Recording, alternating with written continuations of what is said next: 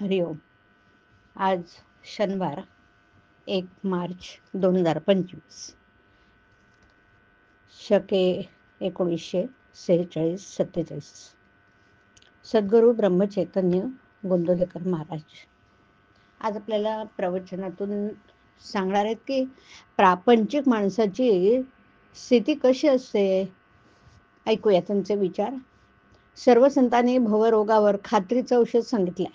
सर्व संत आपल्याला आपापल्या परीने मोठेच आहेत, पण त्यातल्या त्यात समर्थाने आपली जागा न सोडता विषयी लोकांचं चित्त कुठे गुंतलेलं असं हे पाहिलं आणि मगच रोगाचं निदान केलं. आमचा मुख्य रोग संसार दुःखाचा असून तो सुखाचा आहे असं वाटतं. रोग कळून आला पण औषध जर घेतलं नाही तर तो बरा कसा होणार आहे. रोग असेल तसं औषध द्यावं लागतं.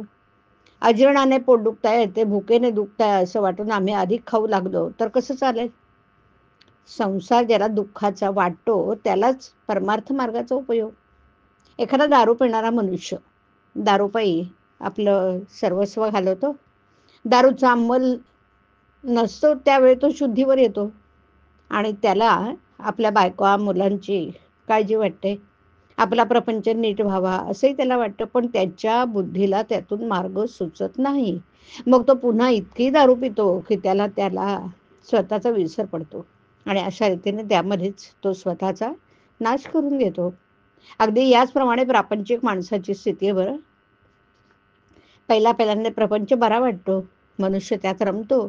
पुढे काही दिवसानंतर तो थकतो, त्याची उमेद कमी होते आणि म्हणून आता आपल्या हातून परमार्थ कसा होणार असं त्याला वाटतं.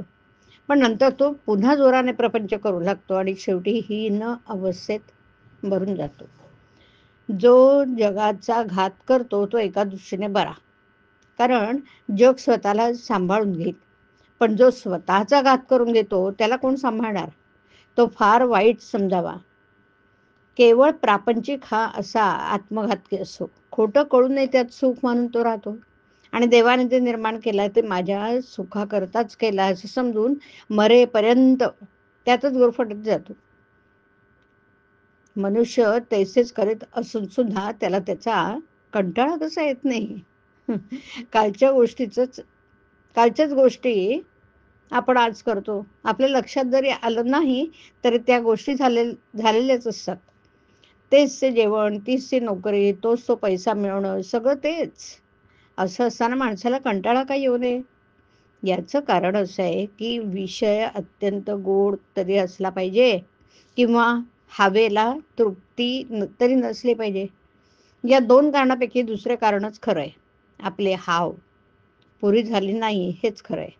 विषयामध्ये सुख आहे ही आपण कल्पना केली, त्याचा अनुभव अनेक वेळा घेतला, तरी अजून आपली कल्पना ही खरी की खोटी हे आपल्याला कळत नाही.